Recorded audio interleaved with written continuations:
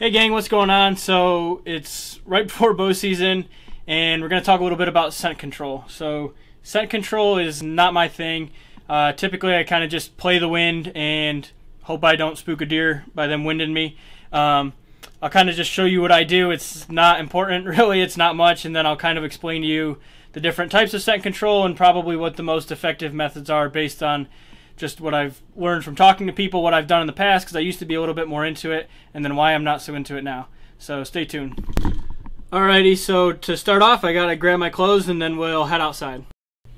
So grab my harness, this jacket, this set of pants, this jacket, and then this set of bibs if I can reach them. There we go. Okay, so we're outside my apartment.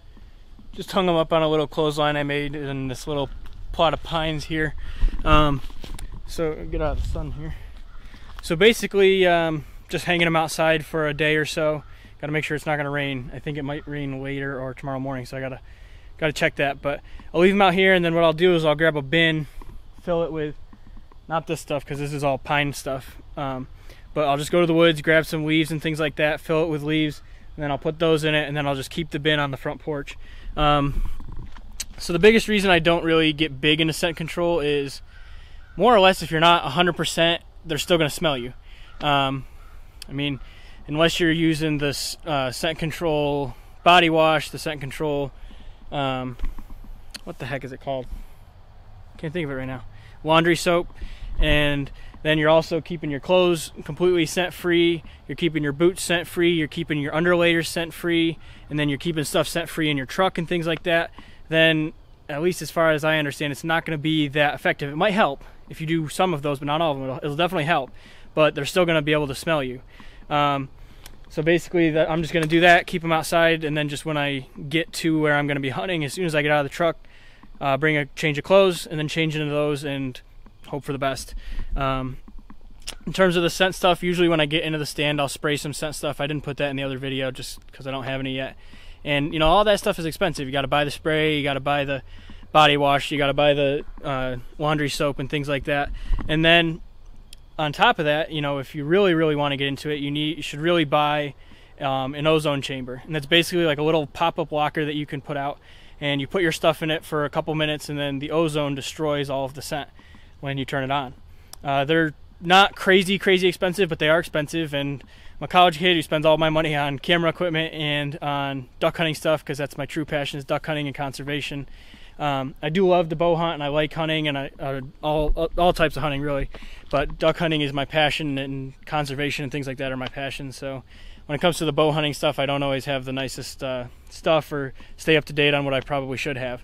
That being said, you know, you can buy the scent-free bags, you can buy the scent-free lockers and things like that, and they're all very helpful. But even so, if you put all your stuff in a scent-free locker, then throw it in your truck, well, then it's still going to stink. So I would definitely recommend, if you really want to be serious about scent control, get a scent locker, put your stuff in there, try to keep it away from, you know, smelly things like your kitchen and things like that, and then get one of the scent bags, put it in the scent bag, and then when you go to where you're hunting, bring a change of clothes, keep your boots outside, try to wear rubber boots and things like that. I know some guys even bring a change of boots for when they're going into the woods and stuff like that. The biggest thing for me is the price, and then just play the wind, you know. Especially if you have more than one stand, you can kind of do that. You can say, oh, you know, typically the deer come from the south on this stand, so a north wind isn't going to be good. So I usually try to do that, just play the wind, pick your stand that way.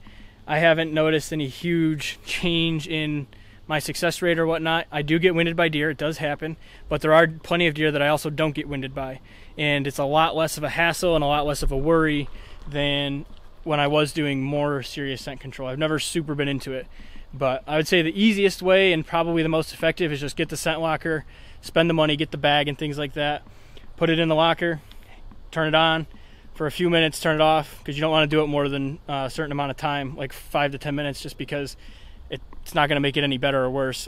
Also watch elastic things in there. I've heard that elastic stuff and some rubbery type stuff can deteriorate in the ozone, so you want to watch that.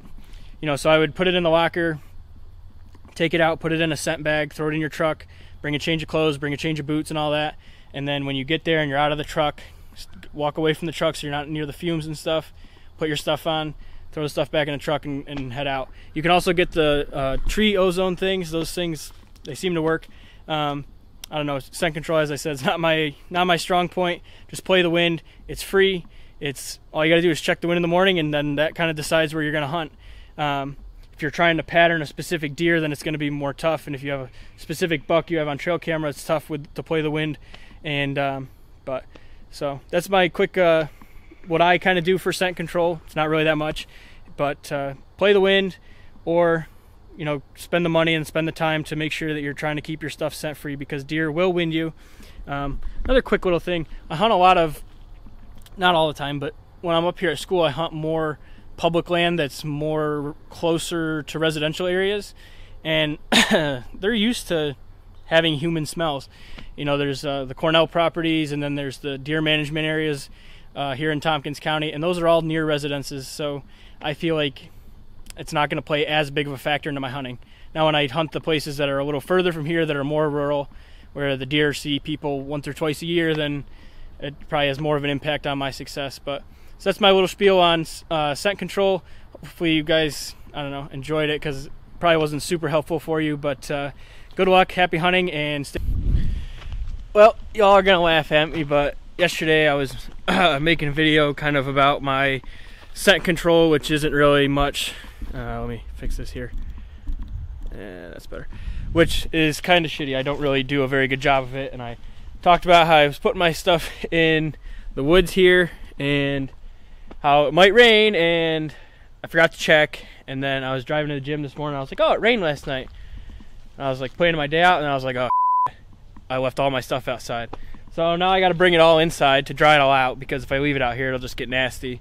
So if you're gonna leave your stuff outside, leave it under something, or make sure you check the weather, because I did not do that clearly. Leave them there to dry.